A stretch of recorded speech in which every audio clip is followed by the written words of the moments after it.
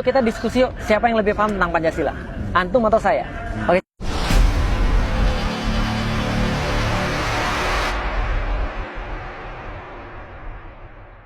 Pancasila, tuduhan orang terhadap pusat anti Pancasila dari NKRI. Ya, jadi gini, saya Pak. Enggak, ya. Enggak. Jadi kalau tuduhan-tuduhan anti saya jelasin gini. Oke, sekarang kita mau ngetes tentang Pancasila. Saya mau ngajarin antum tentang Pancasila dengan satu diskusi yang antum bisa bawa kemanapun.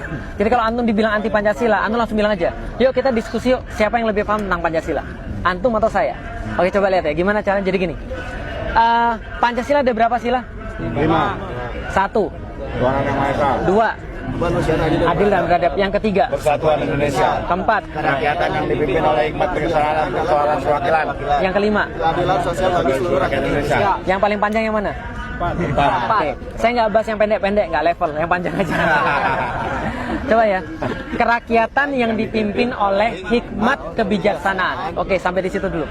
Hikmat kebijaksanaan. Sekarang saya mau nanya, hikmat itu bahasa apa? Bahasa Arab. Oke, ada nggak hikmat dalam arti bahasa Indonesia? Ada nggak hikmat dalam arti bahasa Indonesia? Buka KBBI, Kamus Besar Bahasa Indonesia, ketik kata hikmat, Anda akan lihat artinya adalah kebijaksanaan. Berarti arti hikmat adalah apa? Oke, sekarang artiin hikmat sebagai kebijaksanaan, baca ulang. Kerakyatan yang dipimpin oleh hikmat. Hikmatnya diartiin, kerakyatan yang dipimpin. Ngapain ulang 2 kali, saya tanya? Nggak mungkin ulama-ulama yang buat Pancasila itu redundant, ngulang 2 kali. Nggak. Al-Quran itu sangat detail. Dan yang baca terbiasa detail. Orang muslim itu terbiasa detail. Hati-hati ngomong dengan orang muslim, karena orang muslim itu terbiasa detail. Dia akan memperhatikan setiap kata itu benar. Contoh, hikmat kebijaksanaan. Nggak mungkin kebijaksanaan. Kenapa? Pasti ada maksud yang lain. Oke, kita coba lihat. Arti hikmat dalam bahasa Arab. Apa bahasa Arabnya hikmat? Wisdom dalam bahasa Inggris. Sama, kebijaksanaan juga. Berarti ada arti yang lain. Makanya para ulama pinternya adalah naruh passwordnya di kata-kata hikmat. Itu nggak mungkin bisa diartikan kalau orang nggak baca Al-Quran. Oke, coba lihat. Arti kata hikmat. Ada yang hafal surat Al-Jumu'ah ayat pertama? Sabbahalillahi mafis samawati wal ard. Bukan. Al-Malikul Quddus Azizul Hakim. Al-Malikul Quddus Azizul Hakim. Ada kata-kata Hakim. Hakim artinya adalah orang yang memiliki hikmah. Lihat baik-baik ya. Jangan bicara bahasa Indonesia dulu, karena hakim bahasa Indonesia beda. Kalau hakim bahasa Indonesia yang memutuskan perkara. Tapi ini bahasa Arab. Hakim adalah orang yang dikasih oleh Allah hikmah. Coba lihat baik-baik. Hikmah yang dikasih oleh Allah itu banyak orang dikasih hikmah. 1. Luqmanul Hakim dikasih hikmah. Yang kedua, Nabi Sulaiman dikasih hikmah. Makasih Pak. Yang ketiga, Nabi Muhammad dikasih hikmah. Dan hampir semua nabi-nabi yang lain, Yahya, Zakaria dan segala macam, dikasih hikmah oleh Allah. Kalau gitu hikmah itu apa? Hikmah adalah di dalam Islam, hikmah adalah menurut Al-Quran kemampuan yang diberikan oleh Allah Subhanahu wa Ta'ala kepada orang-orang tertentu untuk memutuskan satu perkara sesuai dengan Allah Subhanahu wa Ta'ala. Sampai di sini paham? Contoh, Sulaiman datang orang, cewek 2. Satu bilang ini anaknya, yang satu bilang ini anaknya, ibu-ibu. Maka kemudian Sulaiman bilang, dia tahu syariatnya. Tapi kalau dia terapkan syariat begitu saja, ini nggak akan beres masalahnya. Gitu kan ya? Syariatnya apa? Oke, kita bikin pengadilan. Datangkan bukti, datangkan bayinah dan segala macam. Tapi Sulaiman nggak buat begitu. Apa yang Sulaiman lakukan? Dia punya hikmah. Apa yang dia lakukan? Ya sudah, kalau gitu gini aja. Anak ini kita bagi 2, dibelah jadi 2. Ibu dapat setengah, ibu dapat setengah. Mau pilih mana, Bu? Atasnya atau bawahnya? Bawahnya atau atasnya? Atau sebelah kiri atau sebelah kanan? Gimana kira-kira? Ibu mau pilih yang mana? Salah satu ibu bilang, jangan. Saya nggak mau. Jangan. Daripada dibelah anak saya, kasih dia aja yang ngurus. Sulaiman bilang, ini anaknya orang ini. Kenapa? Dia punya rohim. Sampai di sini paham? Berarti hikmah adalah apa tadi? Kemampuan untuk memutuskan satu hukum berdasarkan aturan-aturan Allah dengan cara yang paling bagus. Itu hikmah. Maka hikmah diartikan dalam bahasa Arab, hakim artinya adalah bukan hanya orang yang memiliki kebijaksanaan, tapi penguasa. Paham sampai di sini? Hakim adalah penguasa. Oke, penguasa yang memutuskan hukum berdasarkan hukum siapa? Allah. Dan menerapkannya dengan sangat baik. Berarti coba artikan sekarang. kerakyatan yang dipimpin oleh, artiin sesuai dengan saya artiin tadi. Apa artinya?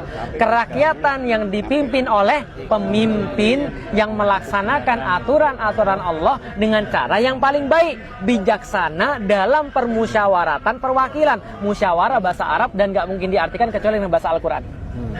Sekarang antum mau lebih tahu daripada ulama tentang masalah hikmah? Nggak mungkin. Antum mau lebih tahu daripada ulama tentang mengartikan tentang Pancasila? Nggak mungkin, karena mereka yang buat.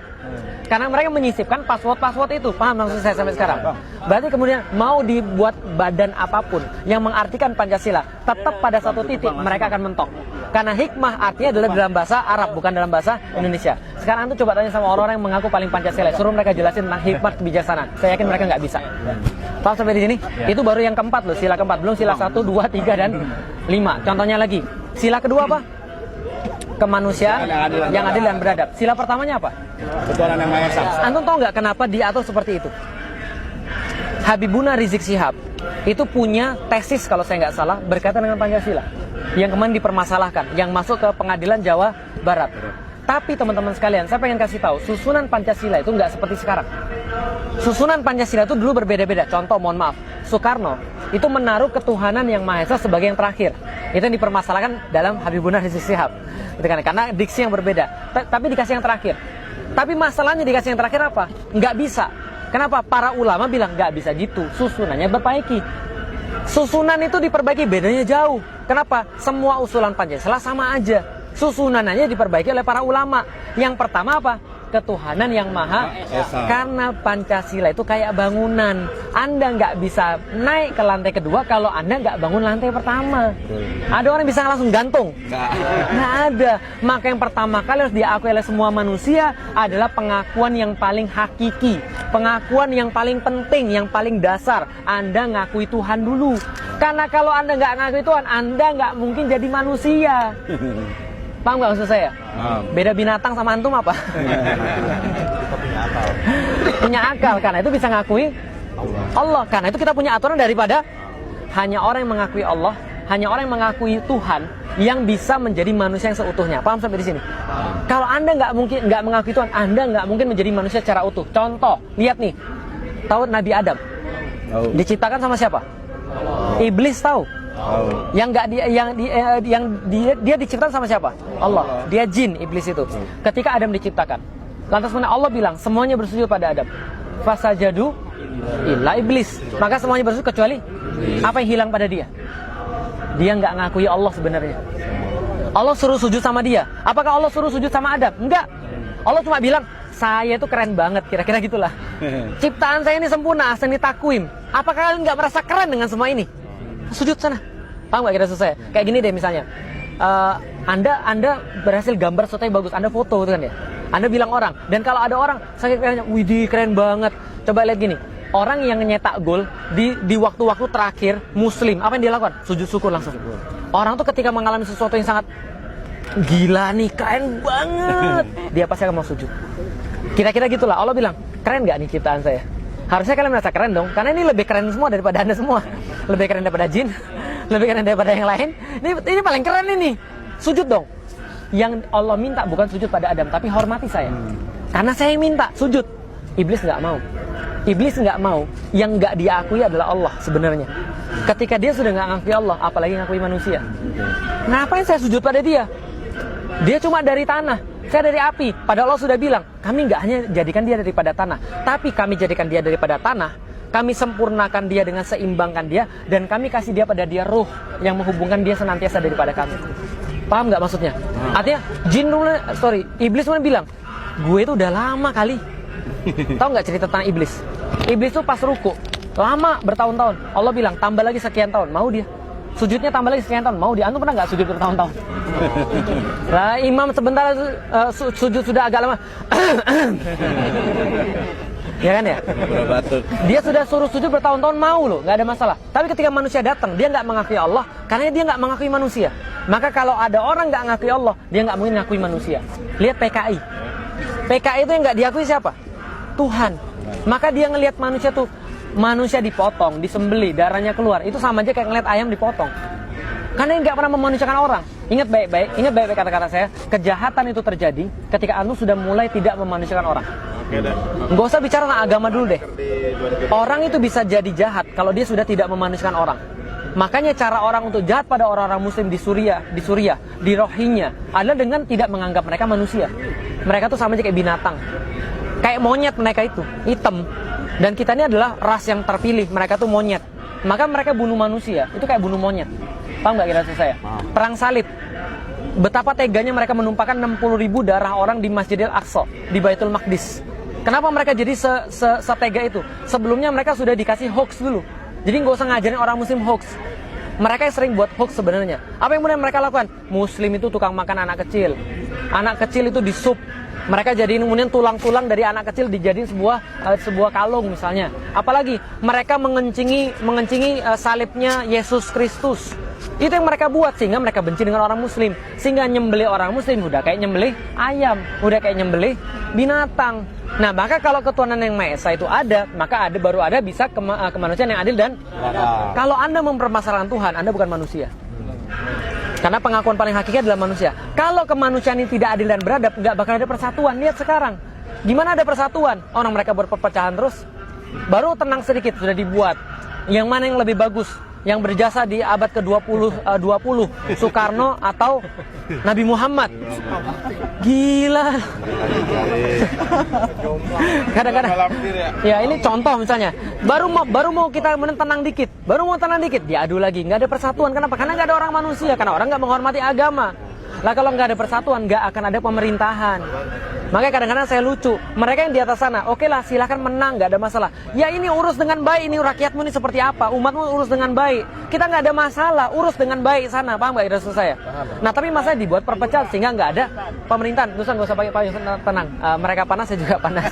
Nah yang kelima, kalau sudah ada pemerintahan, baru ada keadilan sosial bagi seluruh rakyat. Itu ujung daripada maqasid syariah.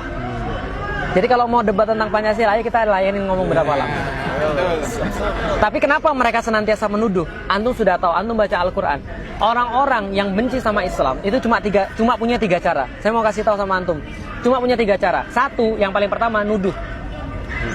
Fir'aun didatengin Musa, nggak punya dalil, nggak punya pembelaan. Apa yang dia bilang? Allah, anak baru kemarin sore. Allah, kemarin kamu tuh makan duit saya, tahu nggak? Kamu tuh dulu di dapur saya kasih makan. Ngejek yang pertama. Kalau ngejek sudah nggak berhasil, nakut-nakutin. Musa, kamu masih punya kasus loh di sini. Hati-hati loh, kamu masih punya kasus loh. Kamu bisa dipenjara loh di sini. Hati-hati loh. Masih nggak berhasil yang kedua, yang ketiga, yang lain ini takut-takutin. Hati-hati sama Musa. Kalau kamu ikutin Musa, kamu nggak punya negara lagi. Kalau kamu ikutin Musa, kita nggak ada lagi Mesir. Sama nggak kayak sekarang? Diejek sudah belum? Sudah. Ditakut-takutin sudah belum? Orang yang lain ditakut-takutin sudah belum? Berarti sebentar lagi belah lautan. Ya tinggal tunggu yang itu aja, gitu kan ya. Ya, silakan. Anak ke pos dulu ya. Ahlan Pak Haji, silakan Pak Haji, silakan. Insyaallah. Jazakallah khairan Bang Japar, terima kasih.